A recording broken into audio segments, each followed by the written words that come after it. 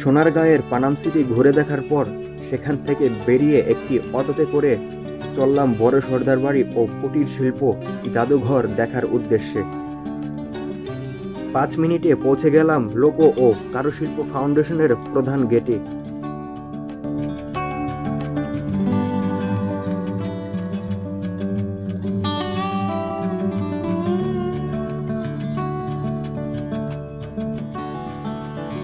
৳150 প্রবেশ ফি দিয়ে প্রবেশ করলাম ভিতরে। ভিতরে ঢুকতেই প্রথমে চোখে পড়ল বড় সর্দার বাড়ি।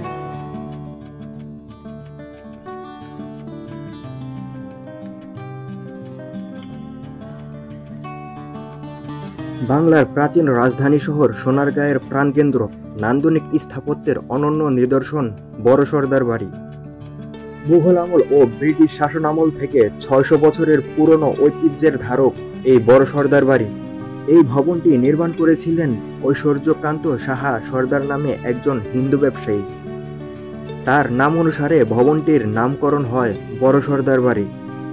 এই ভবনটিকে অনেকে মুঘল শাসক ঈশা খাঁর জমিদার বাড়িও বলে।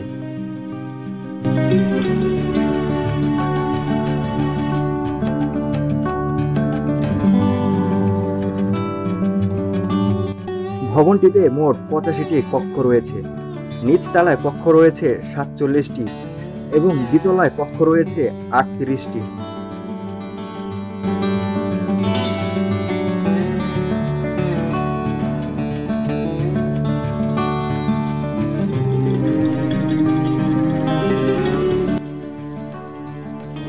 '81 সালে এই ভবনটিকে সরকার লোক ও কারুশিল্প জাদুঘরে রূপান্তরিত করে। বহু সময় ধরে সংস্কার না করায় বাড়িটি ধ্বংসপ্রায় অবস্থায় পৌঁছেছিল।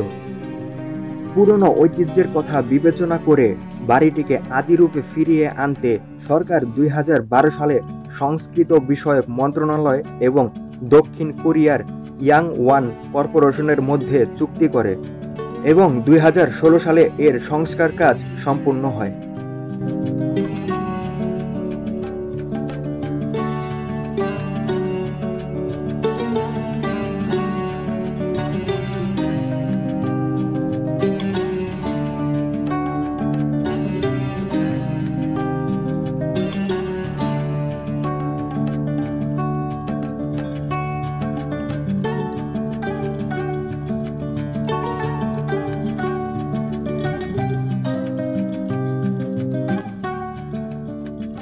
সর্দার বাড়ি ঘুরে দেখার পর যাচ্ছি কারুশিল্প জাদুঘরের দিকে।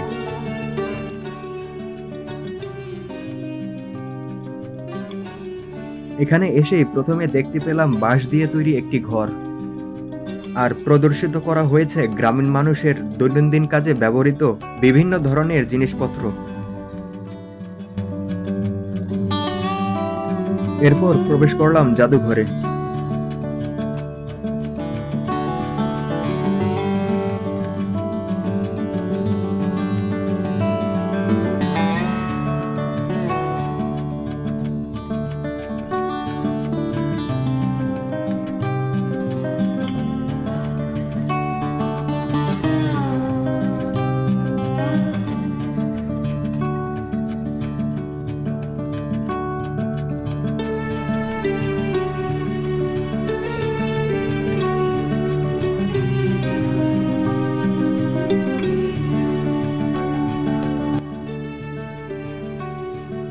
লোকশিল্পের গৌরবময় ইতিহাস তুলে ধরার জন্য 1975 সালে শিল্পাচার্য জয়নুল আবেদিনের উদ্যোগে বাংলাদেশ সরকার বিশাল এলাকা নিয়ে এই জাদুঘর প্রতিষ্ঠা করেন।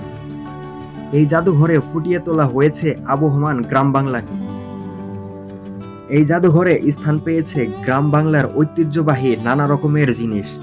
এখানে এসে আপনারা দেখতে পাবেন বাংলার প্রাচীন সুলতানদের ব্যবহৃত অস্ত্রশস্ত্র, পোশাক, মুদ্রা, অলংকার ইত্যাদি। কাঠের তৈরি বিভিন্ন ধরনের আসবাবপত্র ও বাদ্যযন্ত্র ছাড়াও রয়েছে আরো অনেক কিছু। বাংলার ঐতিহ্যবাহী নকশি কাঁথা প্রদর্শিত করা হয়েছে এখানে সুন্দরভাবে।